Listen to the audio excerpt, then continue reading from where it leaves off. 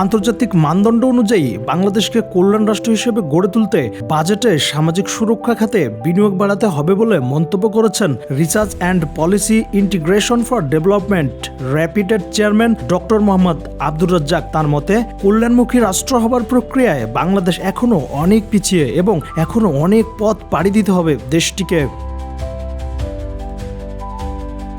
10 June রাজধানীর কারওয়ান বাজারে voice for reform আয়োজিত কল্যাণ রাষ্ট্রের পথে নতুন সরকারের প্রথম বাজেট, সামাজিক সুরক্ষার ভূমিকা কতটুকু শীর্ষক সেমিনারে এসব মন্তব্য করেন তিনি। বাংলাদেশকে অনেক পথ পাড়ি দিতে হবে কল্যাণমুখী রাষ্ট্র বলতে যেটা বোঝায় সেটা। ইন্টারন্যাশনাল অর্গানাইজেশন বলে যারা ওয়েলফেয়ার স্টেট হতে চায় তাদেরকে অ্যাটলিস্ট 13 থেকে 15% অফ জিডিপি তাদের কিন্তু খরচ করতে হবে। বাংলাদেশের টোটাল বাজেট কত?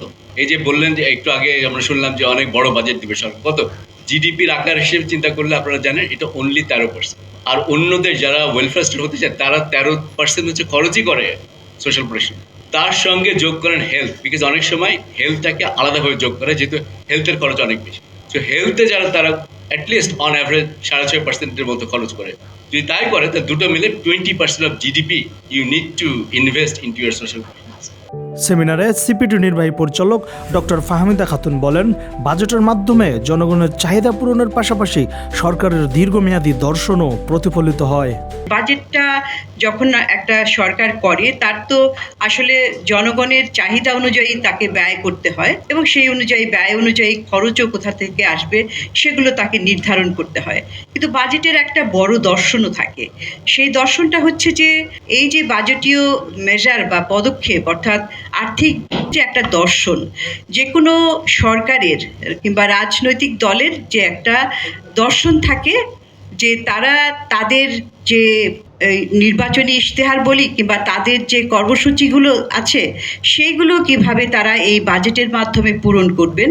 সেমিনারে আরও বক্তব্য রাখেন পল্লী কর্মসহায়ক ফাউন্ডেশন PKSF এর সাবেক মহাপরিচালক ডক্টর শামস আহমেদ চৌধুরী। তিনি বলেন, কল্যাণ রাষ্ট্র গঠনে সরকার, বেসরকারি খাত এবং এনজিওগুলোর সমন্বিত উদ্যোগ প্রয়োজন। তার মতে, সমাজের সব মানুষকে একই ধরনের সহায়তা দেওয়ার প্রয়োজন নেই, বরং প্রয়োজন ভিত্তিক সহায়তা নিশ্চিত করতে হবে।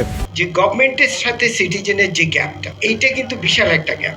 তো এখন এইখানে আমাদের এই হার্ড টু রিচ, বিশেষ করে হার্ড টু রিচ এরিয়াগুলোতে আপনার এখানে আমাদের এনজিও সেক্টর বা আমাদের প্রাইভেট সেক্টর এরা কিন্তু খুব ইফেক্টিভলি গভর্নমেন্টের সাথে কাজ করতে পারে।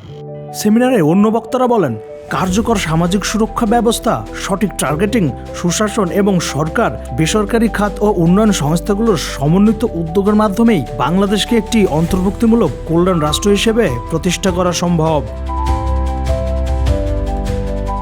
রিয়াজুল ইসলাম রিয়াজ, দ্য ফাইন্যান্সিয়াল এক্সপ্রেস।